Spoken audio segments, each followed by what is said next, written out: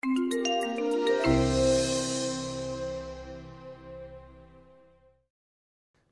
んなワイン絡みのですね、今日は話を進めていくんですけども、まずちょっと自分の自己紹介といいますか、私たちのやっていることですね。ここにいろいろ書いてます。ワインショップ、小売りのワインショップだったり、あとは業務用レストランとかホテルにですね、ワインを卸す仕事、百貨店さんもそうなんですけど、大体全国、東京も含めてですね、2000件ぐらいのお取引先というのがあります。で、あとはレストランですね、浅草橋とか清澄白河にもあるんですけども、大阪にも、全部で8軒ぐらいの、レストランとかワインショップを経営しております。あとここからが少し特殊になってくるんですけども、実際に大阪府内にですね、だいたい 2.5 ヘクタールぐらいのブドウ畑を自分たちで栽培していて、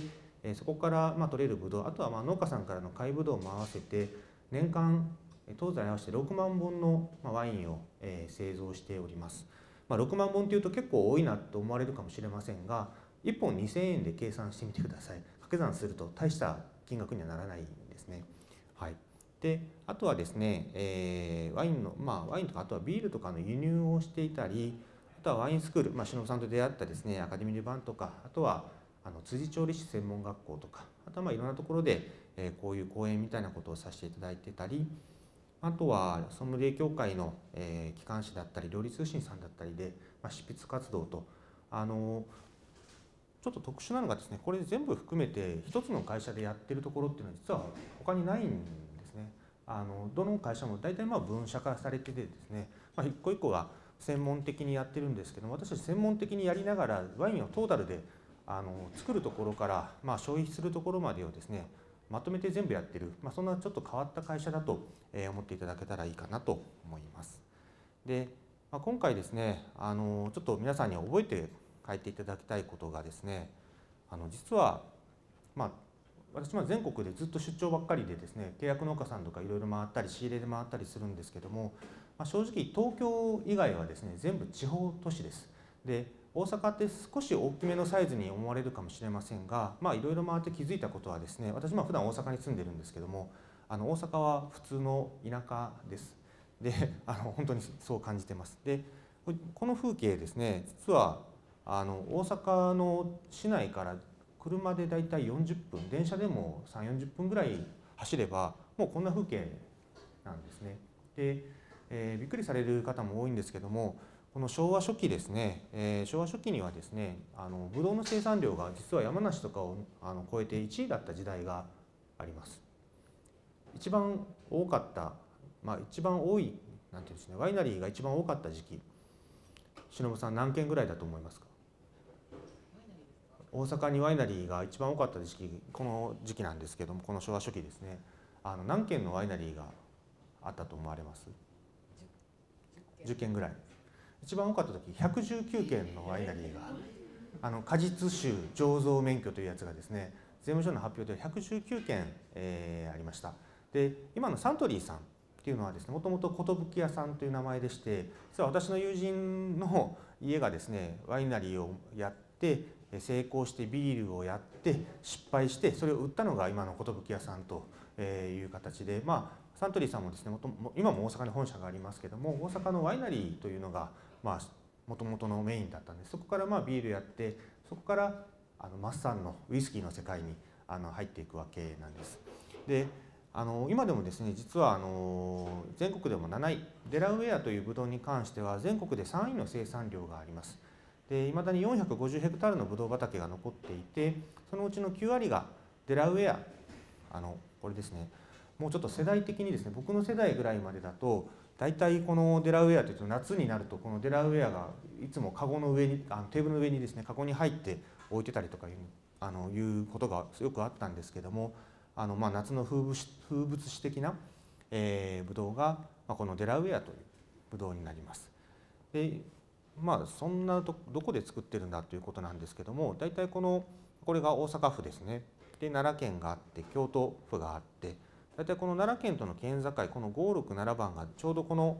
河内地方、河内ワインとかってもしかしたら皆さん聞いたことがあるかもしれませんが、実はあれ今は一つのワイナリーの名前でもあるんですけど、もともとこのエリアで、この河内地方というエリアのワインということです。特にブドウの産地として多いのはこの6番と7番ですね。中河内地方とか南河内地方、八尾市、柏原市、あとは羽曳野とかですね、太子町というところがメインの、畑になります。でちょっとですねこの地図を見ていただくと、大阪市内がこちらですね。でここからもうすぐ行くと、もうこの柏原市があって、羽曳野市があって、太子町があってという形で、これ高速道路があるおかげで、実際にですね皆さん私たちのワイナリー、街中地下鉄の抹茶町駅という、例えばこの辺で言うとですね、どの辺りになるんでしょうね。難波が六本木だとしたら、その一駅向こうとか二駅向こうがですね抹茶町という駅で、それがこの辺りですね。ここからここまでブドウを運ぶだけなので、割と近いということになります。で30分40分走るとこういう風景があって、一面ブドウ畑みたいな景色がいまだにですね、残っているということですね。それぐらいまだまだブドウとかワインがたくさんあるという産地ということを覚えていただきたいなと思います。この私たちのメインの畑はですね、大阪府柏原市、中河内地方のですね柏原市に 2.5 ヘクタールぐらいのブドウ畑があります。で私たちが変わっていると言われているのはですね、畑の近くにワイナリーがないんですね。で私自身がですね、もともと今創業して11年ぐらいなんですけども、家も普通の家でですね、普通に独立して起業して独立して、11年がちょうど終わるぐらいなんですけども、正直お金がなかったというところから、できるだけお金をかけずに事業をするというのが私のフィロソフィーといいますかメインの考え方なんですが、ずっとワイン作りがしたくて海外に修行に行ったりいろいろやってきて、ワインショップで独立をしてですね、そこからワイナリーに向かって向かっていったわけなんですけども、もともとは片下ワイナリーさんという創業103年のワイナリーの中でですね、栽培とか醸造を委託する形で場所設備なんかを使わせていただいてました。そこから自分のワイナリーに向かっていったわけなんですけども、これ見ていただいたら、ただの林というか森というかですね、いわゆる耕作放棄地と呼ばれる場所です。もともと大阪日本でも一番のブドウ産地だったんですけど、平地は今全て宅地に変わって、要は儲かる仕事が他にあるので継ぐ人もいないと。電車で30、40分通えばですね大阪市内に到達できるので、肉体労働者が誰もいないっていうところから、これもともとブドウ畑だったんです。この辺の棚仕立てと呼ばれる枠組みがあるんですけども、その上が1年2年経つともうこれぐらいの森に戻ってしまうというのがいわゆる耕作放棄地と呼ばれるものです。中に入っていくとですね、こんな感じで、これブドウの木ですね。でワイヤーがあって資材があって、もういろんなものが生えてくるのがこのいわゆる耕作放棄地と呼ばれるものです。で今日本の農業全てがですね実はこの耕作放棄地に悩まされてます。本当に大阪だけではなくてですね、北海道から沖縄まで全てこんな状態のところがですねどんどん増えてるんですね。なんでかっていうと、やる人がいないからです。なんでやる人がいないかっていうと、正直儲からないからです。若い方がですねやるかやらないか、やっぱり食っていけるか食っていけないかっていうのはとても大事ですよね。実際に一緒に農業をしている方たちというのは皆さん僕らのチーム以外は、上の方はもう二回りぐらい上です。60代の方ばっかりです。いわゆる年金受給者なんですね。で私たちの周りの農家さんってほとんど年金をもらってて、その上でブドウの収入があって、なんとか人生楽しみながら生きていってると。ただ普通に若い方がやろうとしてもなかなか割に合わないというのが今の農業の現状です。で、こういう畑をですね、1ヶ月ぐらいかけてですねこんな感じでやっていくわけなんですが、私特に大学も普通に文系でして、普通に家も普通の家だったので、全く農業の経験も醸造の化学のですね科学の勉強もほとんどしたことがなく、ほぼ独学でですねこのワイナリーをやってるわけなんですが、これも1ヶ月ぐらいでほとんど一人でこういう状態にしてですね、2ヶ月後にはこんな状態に段々畑で作って、それから植樹してこれが大体3ヶ月ぐらいかけてですね、ほぼ手だけで、作るという作業がいわゆる耕作放棄地をですね、戻す畑に戻す仕事ですね。それがもうこういう作業です。で、私このエリアでは完全によそ者でして、全くその畑を貸してくださいって言ってもですね、こんな厳しい畑しか回ってこないのが現状です。で、実際ですね、この畑のちょうど背中側にとても素晴らしいブドウの木が植わっている畑があったんですけども、そこも貸してくださいと。そこならブドウの木って植えてからですね、最初のブドウがなるのに大体4年とか5年かかるんですね。でワインにするとまたそこから1年2年醸造に使うので、実際に作業を始めてからですね、お金になるまで6年とかがかかる恐ろしくキャッシュフローの悪いですね、多分やってはいけない仕事のナンバーワンじゃないかと思うぐらい、これとウイスキーだけは手を出さない方がいいと僕は思ってるんですけども、これ植えても本当にブドウがなるのは4年後5年後です。でその後ろにですね、すぐに今年からもうブドウがなる木が植わっていて、そこを貸してくださいと言ったんですけども、やっぱりよそ者には貸さないというのが今の日本の農業の問題点ですね。借りたい人はいてても貸したくないとか、よそ者には貸さないとか、そんなのがいろんなことを引き起こしているんじゃないかなと思います。でそれでもですね、この当時まだ今から5年ぐらい前だったので、僕もその情熱が、今もないわけじゃないんですけど、その頃はもっと情熱が、若さゆえの情熱がありまして、毎日この地主さんのところに通いました。もう一生懸命いいワインにするから貸してくださいと、もうお金もこっちが払うから貸してくださいっていうので、その農家さんのところに地主さんのところに通ったんですけども、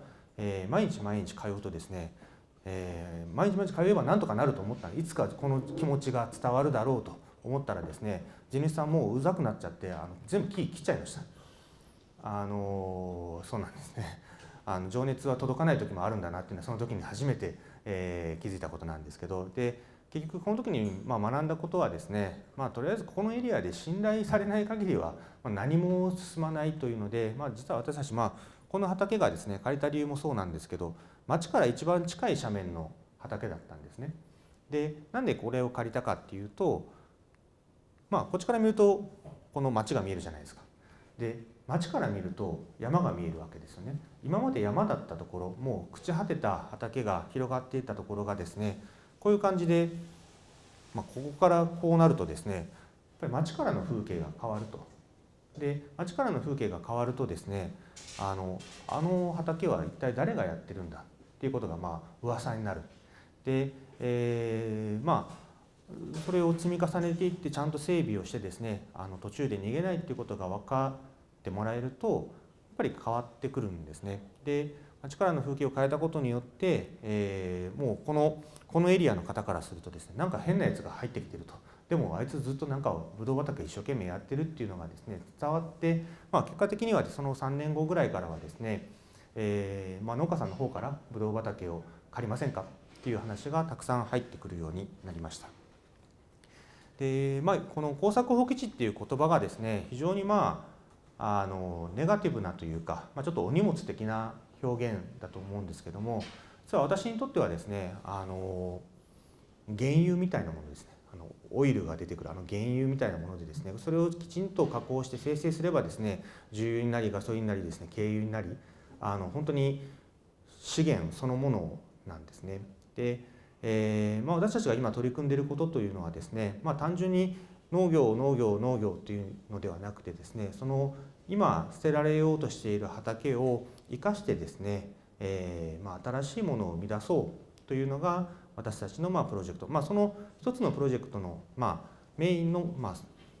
結果がですね、ワインというものになるという感じですね。時にこうやって雪で借りてですね、整備した瞬間にですね、大阪になぜかもう季節外れの大雪が降って一夜にして畑が全てなくなるとかですね、いろんなことがあったり、こういう急斜面のところばっかりが回ってくるので、みんながやりたがらないところが回ってくるので、もう本当に道路がないところとかですね、車が入れないようなところ、そういう耕作放棄地ばっかりが回ってくるんですけども、ちなみにここはもう家と家の間でやってる最中にですね、もう地主さんが途中で売っちゃってですね、もう今この畑なかったりとか、いろんなトラブルといいますか、いろんな出来事が起こるんですけども、その中でもですね、とりあえずやり続ける。そして、それをですねワインにしてしっかりと、ビジネスの形にするということをですね、心がけています。で最初、0.1 ヘクタールでスタートした私たちのワイン作りはですね、たった5年間でですね2ヘクタールまで、要は20倍の大きさになりました。どんどんもうやる人がいないので全て回ってくるんですね。で若い人たちが全然いないので、もういろんな農家さんからやってくれ5年間で2ヘクタールで、この当時ですねまだ近くの、老舗ワイナリーの中で作らせていただいてたんです。片隅で最初の年1000本で、次の年が3000本、次の年がそうですね。で3年目が5000本弱ぐらいになった時点でですね、ちょっとワイナリーの方からですね、もうそれ片隅じゃなくなってるぞお前と。でどうもその次の年にはちょっともう5000本を超えてくるというので、ちょっと出てってくれないかと正直そのままは言われてないんですよ。もうなんかそんな空気感が出ましてですね、じゃあ、自分たちのワイナリーを作ろうということで、ワイナリーの候補地をですね、探したわけです。大量のブドウが出てくることがもう見込めていたので、このブドウをですねなんとか自分たちの、力でですねワインにしたいということを、やろうと決心したわけなんですが、さっきの地図でもですね出てた通り、大阪市内から電車で3、40分ということはですね、ここから横浜までの距離ぐらいということで、実は柏原市はですねこのぶどう畑のすぐ横はベッドタウンなんですね。でめちゃくちゃ土地の値段とかが高い、田舎の値段じゃなくてですね普通に住宅地の値段でして、結構その物件をこの畑の近くで探したんですけども、3ヶ月探して一切何も出てこなかった、見合うものはですね。で私たちがですねどんだけ探しても出てこなくて、これはどうしたものかと思った時に、ある雑誌の特集でですね、ニューヨークだったんですけども、マンションの一室でジュース工場をやってる人たちがいたんですね。そうかと、こんなジュース工場がですね、同じようなプレス機がマンションの中に入ってたんですけども、街中でもできるんだなと、一瞬考えがよぎったんですけども、そもそもじゃあブドウ畑とワイナリーが近くないといけない理由は何だろうと、その時に考え直したら、ブドウ畑とワイナリーがつながる瞬間っていうのは収穫の時だけなんですね。収穫の時にブドウを運べばいいと。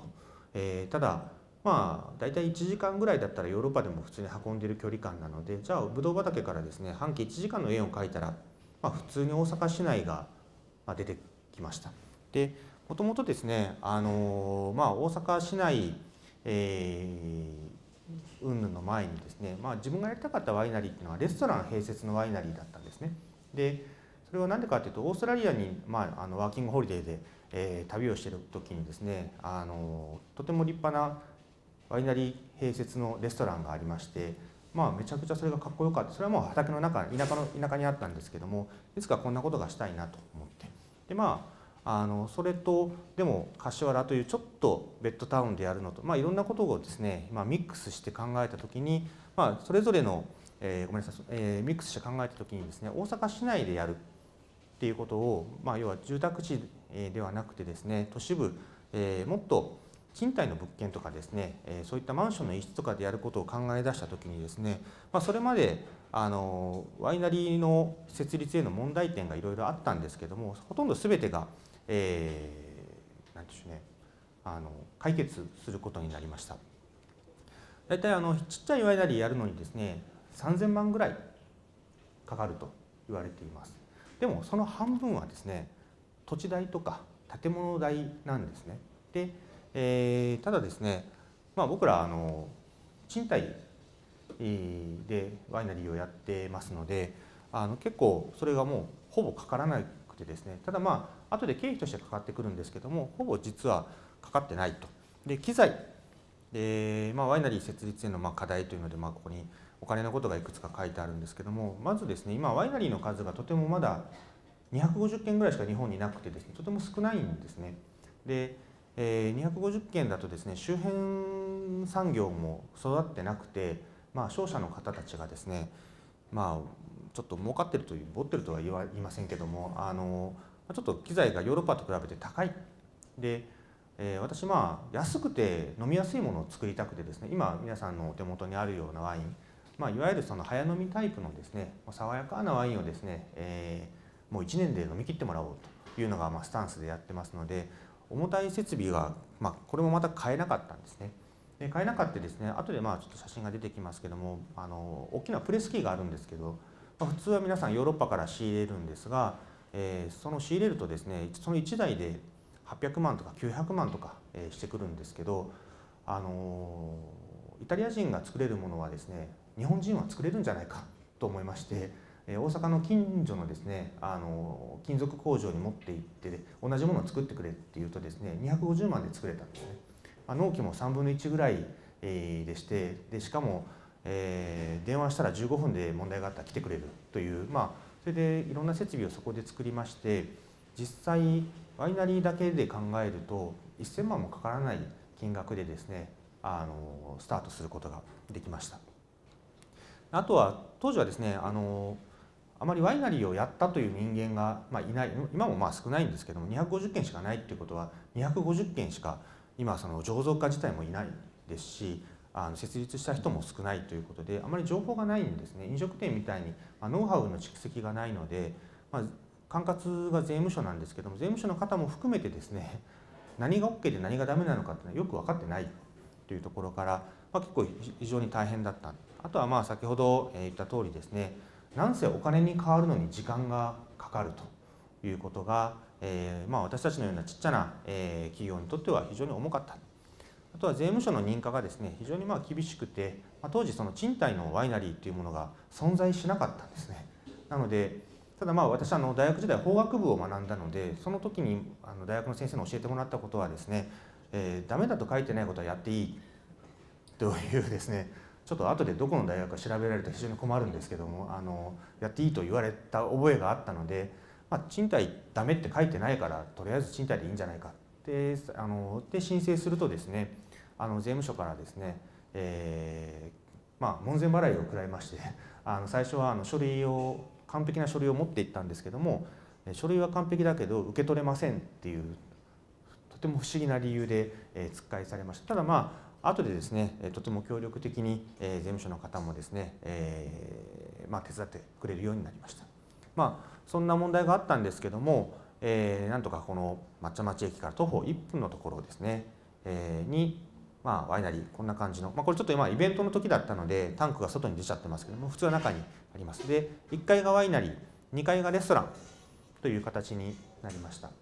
2階をレストランにすることによってですね、ここにかかる賃貸の家賃が全部2階が払ってくれてるということですね。こんなことを言うとレストランがぼったくってるみたいなふうに思われるかもしれない。ちゃんと正当な値段でやってますので大丈夫です。とても家賃の安いところを借りるようにしています。で、よく言われるのが、街中のワイナリーだとブドウのコンディションが良くないんじゃないのとか、輸送の間になんか傷むんじゃないのとかって言われるんですけども、私たち普段ワインショップをやってて自社配送をやってるので、自分たちの畑からワイナリーに運ぶまではですね、保連車で運べるんですね。普通にその辺のワイナリーさんたちよりかはですね、とてもきれいなブドウ、いい状態でですね運ぶことができます。本当に長堀通りというちょっと大きな通りからですね、本当に50メートル入っただけなので、これタンク洗ってるんですけど、後ろはもうバンバン車が通っているようなですねところでワインを作っています。そんなワイナリーがですね、2013年にですね登場しました。でよく今メディアとかでですね、実はちょっとこの名前を検索していただいたりすると、日本で初めてのアーバンワイナリーとかいろんなものが出てくるんですけども、私アーバンワイナリーを狙ったわけじゃなくてですね、畑の近くでワイナリーの土地とか建物とか買えなかったりとか、要は畑の近くでできなかったので仕方なくアーバンワイナリーになっちゃったというのが事実です。でその作りのさっきのプレス機がこれですね。こんな機械が、日本製ですね。この辺のよいしょ、他のこういうタンクとかも割と日本製というか大阪製のものが多かったりするんですけども、手作りですね。ほとんど収穫したブドウは保冷車でワイナリーに運んで、手作業で一粒ずつですね選果して、あとは、日本のワイナリー結構補糖とかですね糖分足したりとか酸味の調整とかっていうのをよくするんですけども、実はあまりと言いますかしていません。特にこの酸っていうのは味にもなるので、私たちは保酸自体したことがありません。あといわゆる酸化防止剤ですね。ちょっと私たちのワインちょっと濁ってたりとかですねするんですけども、フィルターをかけてなかったりとか、ろ過ですね、ろ過をしてなかったり、あとはいわゆる保存料的な感じですよね。酸化防止剤というものをですね、普通のワイナリーの多分半分以下にしか使ってないと。酸化防止剤って長持ちさせるためのものなんで、私たちはもう1年で飲み切ってくださいというワインなので、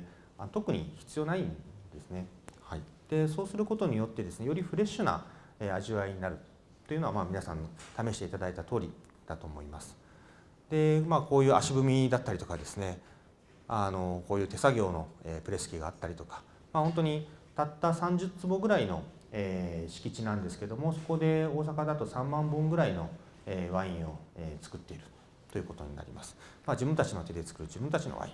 で、2階のレストランではですね、その近郊の食材、特に大阪の方では関西一円のですねいい生産者、大阪は実はここにも出てくるんですけど、こういう牧場が近くにあったりとかですねするので、そういった牛だったりとか、あとは豚も近くに作ってたりとか、そういう近郊の食材と一緒にイタリア料理を今は提供しております。でワイン産地だからできる飲み方でと書いてあるんですけども、ここにちょっとビールだれみたいなのがあります。で私がですねこの安くて美味しいワインを作りたくなったきっかけがですね、同級生との同窓会だったんですね。で同窓会の時にですね、集まってみんなで飲んでると、なんかビールが終わったら次なんかワインみたいな感じになると思うんですけど、誰一人ワインを飲んでくれなかったんですね。でなんでかっていうと高いからです。やっぱりなかなか今普通のサラリーマンの方たちですね、結婚しているとお小遣い、この中でお小遣い制の方とかいらっしゃいます？多分 Google さんはいないかも。いない？大丈夫ですか？で僕普通の学校だったのでお小遣いが月に3万円とかっていう友達もいたんですね。でそうなるとですね、ワインなんか高くて飲めないです。1本3000円4000円のものなんか飲めない。で1杯700円800円も高いって言われる。じゃあ同級生と一緒にお酒を飲むのに、なんかワイン飲んでもらえないのはなんか寂しいな。でもそういうワインがないで、安いのは安いなりの味しかしないっていうので、非常にちょっといろんなことを考え直して、じゃあ、私たちの会社自体がですねワインを日常にというのをコンセプトでやってる中で、日常になるにはですね価格の壁はやっぱり超えない限りきれい事でしかないと思ったんですね。じゃあ今日本のマーケットの中でですね、安くて美味しい地元のワインっていうのは実はあまりなかったんです。でその中で、僕らワインショップがメインの仕事なので、マーケティングしている中で足りないものを見つけることができて、同級生もそんな状態だというところからですね、じゃあ日常のお酒って何だろうと考えたら、大体ビールが日常のお酒だと日本では言えると思います。じゃあビールの値段帯、お店で飲むビールの値段って高くても500円とかですね、生ビール1杯500円ぐらいだと思うんですけども、じゃあグラス1杯いいワインが500円で飲めたら、これは飲んでもらえるんじゃないかというので、1杯500円の国産のブドウを使った、地元のブドウを使ったいいワインを作ろうとしていろいろ計算をするとですね、どうやっても500円で出せないんですね。で悩んでいろいろ経費を書き出してですね、ボトル代、ラベル代、キャップシール代とか段ボール代とかですね、調べていくとどれを乗っけてもアウトなんですね。で実際にブドウの原価、例えばブドウワイン1本あたりだいたい1キロぐらいのブドウを使います。750ミリでだいたい1キロ前後のブドウを使うんですけども、その1キロの要はワインの中身1本分の値段と外の資材の値段がだいたい一緒ぐらいなんです。要は皆さん半分ぐらいゴミにお金を払っているんですね。他のいろんな清涼飲料水なんかもだいたい中身はそんなに値段がしないというのが事実だと思うんです。ほとんど容器代とか運搬代とかそういったものにお金がかかります。でワインもそうで、実際にキロ250円のデラウェアがですね、資材周りのこのボトルとかラベル代とか全部入れると250円かかるという事実があって、これを全部カットしない限り1杯500円で出せないってなったんですね。で生み出したの、僕らが考え出したのが、もうワイナリーの下から上に運ぶだけなのでもう全部カットしようと。でじゃあもうこれ半永久的に使えるビール樽みたいなのを自分たちで作ってですね、それでまたこれはもうそのまま空になれば下で出せるわけで、こんな感じのノズルをつけてですね、実際にここから直接グラスについで、要はゴミが一切出ないような、そんな飲み物、そんなワインをですね、作って、私たちは生ダルワインというふうに呼んでるんですけども、実際にこれ炭酸ガスで押し出すだけなので電気すら使いません。大阪のやつはですね。でこれも自作して、やりました。こういったものを作って、ワイナリーだからこそですね、これ実際酸化防止剤とかもほとんど入ってないので輸送にはあんまり向いてないんですけども、1階から2階に運ぶぐらいは十分美味しく飲めて、しかもさらにフレッシュで爽やかな、ワインが飲めるということで、ワイン産地だからこそ、ワイナリーだからこそできる飲み方をそこのレストランでは提供しています。でワイナリーの役割、私たちはこんなふうに考えています。農作物、日本だとですね、大体そのレストランと一緒でですね、客席かける客単価でしか売り上げは成り立ちません。畑もですね、そこで取れる作物かけるその単価でしかですね、売り上げが成り立たないんですね。売り上げがないんですね。なのでそれに付加価値をつけてですね、農業に付加価値をつけることによって、農地を継続することができるっていうのが、大体これね、値段のこと言うとあれなんですけど、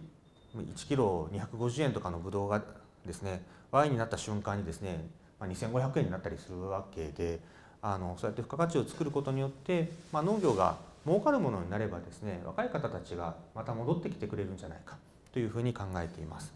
でそうすることによって従事する人を増やせればですね、農地が継続できると。あとはいろんな飲み方を提案する。あと本当にワインってなんかちょっと一部の方の飲み物というイメージがあると思うんですけども、本当はもっと自由なんだよと。例えば今皆さんが口にしていただいているデラウェアというブドウ品種のワインなんですけども、ヨーロッパではですね、ワイン用のブドウとして認められていません。これ実はデラウェアってもしラベルに書いたらですね、輸出すらできないですね。要はヨーロッパではこれはもうワインではないって言われてしまう。でもワインなんですけどね。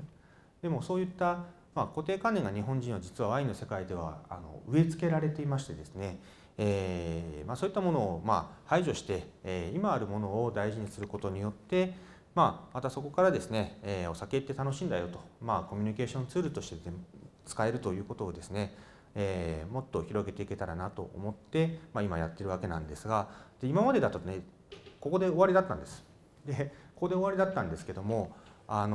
実はですね、新しく問題点が、出てきました。大阪の耕作放棄地の増加が止まりません。もう延々と今年もまたたくさんの農地がやってくれというふうにやってきます。で私たち賃貸ワイナリーのですね、一番の弱点がですね、拡張ができないんですね。自分たちで、土地を持っていれば増設できるんですけども、生産量がこれ以上増やせれないので、要は畑が増えていくとですね、もうどっかで止まっちゃうということになります。で私たち自分たちのブドウだけだとですね、白ばっかりになっちゃうので、特に黒ブドウなんかをいろんなエリアから買ってます。例えば山梨、長野、山形あたりからもブドウを買ってるんですけども、やっぱり運ぶの遠いですよね。でわざわざその東で採れたブドウを西に持ってくるのもなって、あとはですね、この大阪の耕作放棄地が増え続けるので、あと5年ぐらい経つとですね、もう自分たちの大阪のブドウでワイナリーがいっぱいになっちゃう。もうそれ以上入らなくなると。じゃあ他の大阪以外の山形、長野、山梨もですね、同じように耕作放棄地の問題があって、僕たちがこのブドウを買わなくなったら、今まで買ってた海ぶどうの契約農家さんたちが、じゃあ僕らが買わなくなったらどうするんだという話になるんですね。でじゃあ日本全体で考えた時に、大阪の耕作放棄地を救ったところで他のエリアで耕作放棄地を出すきっかけになってしまうと、あんまり意味がないんじゃないかということにやっと気づいたと。でなおかつあと輸送のコストとか時間の問題というのがあって、なんとかこれをクリアしないといけないって考えて、悩み抜いた結果ですね、拡張するのかもう一件作るのかしかもう手段がないというところで、解決方法としてはですね、新しくもう一件作ろうということにたどり着きました。でその時にじゃあどこに作るかって考えた時に、当時の契約農家さんがですね、山梨、山形、長野に散らばっていました。面白いのがですね、山形、長野、山梨のブドウを一番効率よく集めれる場所、全ての最大公約数を取るとですね、実は一番効率よく集めれる場所は東京だったんですね。要は交通網ってほとんどが首都圏とか都市部を中心に広がっています。例えば今契約農家さん、茨城と千葉があるんですけども、千葉からですね、千葉の契約農家さんから茨城の契約農家さんに行こうとして、普通であれば右上というか北東の方に進めばいいんですけども、ナビを入れるとですね、高速道路を使いますよね。じゃあ一回東京に戻ってくるんですよ。一回東京に戻ってきてまた出ていくんですね。で山梨とか山形とかもそんな感じでして、要は一番早くブドウが集めれる場所はですね、東京だということに気づいて、じゃあ私たちが今までやってきたアーバンワイナリープラスレストランの形を東京でもできるんじゃないかというところから、生まれたのが、清澄白河藤丸醸造所という場所になります。江東区です。清澄白河の駅から出口さえ間違えなければ5、6分で、着きます。で普通の家です。3階まだ大家さんが住んでるんですけども、また賃貸ワイナリーですね。で1階がワイナリー、2階がレストランで、1階がこんな感じになってます。この両隣は普通にアパートといいますかマンションで、こちら側は普通に、一軒家があります。もう本当に普通に江東区の、住宅街のど真ん中にですね、しかも路地裏です。ど真ん中に、こういった、ワイナリーを作って、要は今まで買っていた契約農家さんのブドウはもうこちら側で受け入れようと。要は農家さんの収入を減らすことなく、生産量をですね減らすことなくですね、やろうという感じになりました。で1階をこんなふうに、1階もともとこれ鉄工所の跡地だったんですけども、鉄工所の跡地を、こんな感じに改装して、ここにちょっと顔が出てます。今そこに座ってますけど、彼女が一応ワインメーカーでですね、機材、こっちはちょっと綺麗な機材入れてるんですけども、こちらの清澄白河の方はですね、近くにこういう機材を入れてる商社の方が本社がありまして、すぐに応援に来てくれるというので、こちら側は大阪の機材ではなくて輸入の機材が中心になっています。でここはもう本当に貝ぶどう専門のワイナリーというものを作りました。で2階ではこんな感じでテイスティングルームとかですね、こういったレストランで、料理もですね結構こういう感じの華やかな料理が中心になっています。今はシェフがイタリア人でして、なんて言うんでしょうね、ちょっと独特な料理をやっております。はい、で、そこでやってることなんですけども、私たちじゃあ次にですね、アーバンワイナリーをやって、じゃあ次に何をしようと考えた時に、やっぱり今少子化という問題とアルコール離れという問題がですね、非常に喫緊の、アルコール業界の課題になっています。今、皆さんあまりタバコはもう吸われない方たちが多いんじゃないかなと思うんですけども、私たちはちっちゃい頃なんかはタバコをめちゃくちゃ皆さん吸ってましたよね、お父さんとかお母さん。でも10年20年経ったらですね、タバコをもう悪者でですね、この世の中からなくなれっていう人たちばっかりになっちゃいました。でやっぱりこれも同じお酒とタバコって同じ嗜好品でして、私たちが一番恐れているのはですね、世の中の悪者になるとですね、この世から抹殺されることが本当にあるんですよね。でその中でやっぱり社会に必要とされる存在にならないといけない、ということで、やっぱり業界としてもまだまだ大きくならないといけないですし、あとは、たくさん飲む時代ではなくて、毎日1杯グラス1杯ですね飲んでもらえるだけでもですね、いいんじゃないかと、そんな活動をしようとしています。大体日本でワインの消費量って忍さんしか名前がわからないんであれなんですけど、どれぐらいだと思いますか？日本全体ワイン何本分ぐらいだと思いますか。1年でですよ。はい、成人1人当たり何本だと思いますか。2本ぐらい。1年間。なかなかいい線いきますね。まあでも4本ぐらいなんですね、平均すると。4本って1年間ですよ。皆さん1週間で飲んだりしませんか。大体そんな感じですよね。ということは飲んでる人と飲んでない人の差がすごい激しいということ。まあそれは価格とかですね、まあ飲みたくても金銭的に難しいという方も多分いらっしゃると思うんですけども、まあ、そういったところからですね、やっぱり一部の人の飲み物になっていると私は思っています。でそれをなんとかですね、今飲んでない人たちに訴えかけたいということで、まあ、考えたのは、まあ、子供を巻き込もうということをまず考えたんで、彼らは10年後20年後の私たちのお客様です。ワイナリーって楽しいところなんだよとか、ワイナリーってものづくりができてこういったまあなんか怖いところでも何でもなくてですね、害があるものではなくて楽しいものなんだよということが分かっていただければですね、将来味方になってくれるんじゃないかと思いまして、まあ、両親と一緒にですね、子ども向けの手絞り体験で実際にこうやってみんなで茎を外してですね、こうプレス機で一緒にこうやって絞ってですね、ジュースが流れ出て、で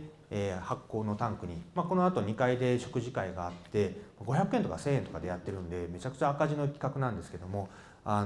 やって一緒にレストランでナイフフォークを使ってですね、小さいお子さんとご飯を食べてもらって、しかもその時のジュースも飲めて、しかもこれが発酵が終わったらですね瓶に詰めて、無地のラベルを貼って、子どもさんにこのラベルを書いてもらってくださいでそれを貼ってもらって、まあ、親子の記念にすると。で大体ですねそれをするとですね簡単に飲めないじゃないですか。でも親は飲みたいのでもう一本買いに来るんですね。で買いに来てもらったらそこで採算が合うっていうような形になるんですけども、まあ、そんな取り組みをして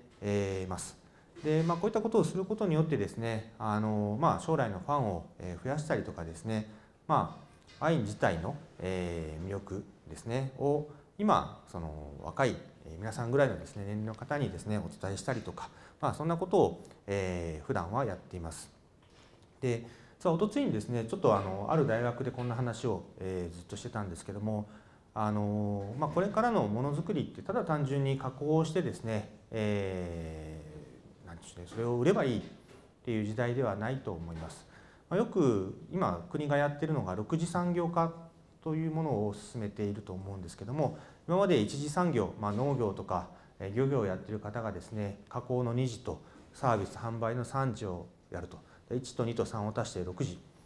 というのを今進めているんですけども、結局ですね何が売れるか知らない人たちに何かを作らせても出来上がったものがですね世の中にマッチしてないことがほとんどなんですね。で実は私たちがやってるのは3次の人間が2次と1次をやるっていうマーケティングありながらマーケティングありきの2次と1次なので、世の中に足りないもの、世の中に足りないワインが私たちは分かった